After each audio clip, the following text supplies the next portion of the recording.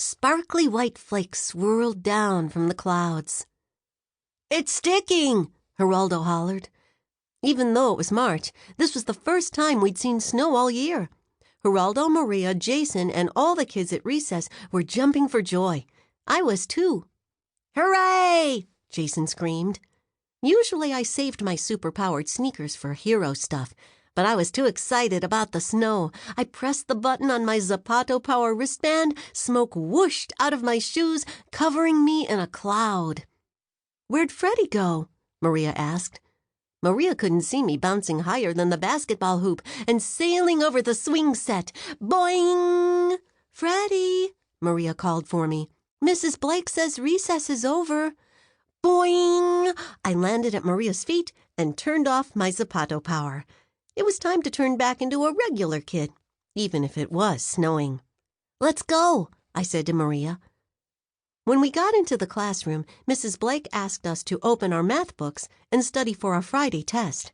But everyone's eyes, even Mrs. Blake's, kept drifting to the window where fat snowflakes were falling.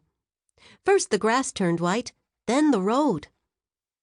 "How much snow do we need to cancel school?" Jason asked. "In Wisconsin, where I grew up," Mrs. Blake said, "we needed 2 feet of snow. But around here, it just needs to be slippery outside." Slippery? Was that good for my super speed? I chewed my pencil. Screech! Something was squealing outside. We dashed out of our seats to watch by the window. "That blue car is stuck," Mrs. Blake said. "It can't get up the hill." The snow was making everyone, even our teacher, forget it was math time. Part of me was excited. Slippery roads meant no school and no test tomorrow. The other part of me was worried. If cars couldn't move in the snow, could my super-powered sneakers? "Announcement!" The principal's voice came through the intercom. "School will be closing early." "Yay!" Everybody shouted, even Mrs. Blake. I was the only one in the room who wasn't smiling.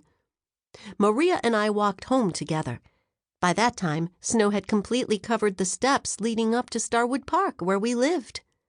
"Help!" Maria giggled, grabbing the rail. We couldn't keep from slipping, and my purple zapatos were soaked. How could I run at super speed with wet shoes? "I need my boots," Maria said.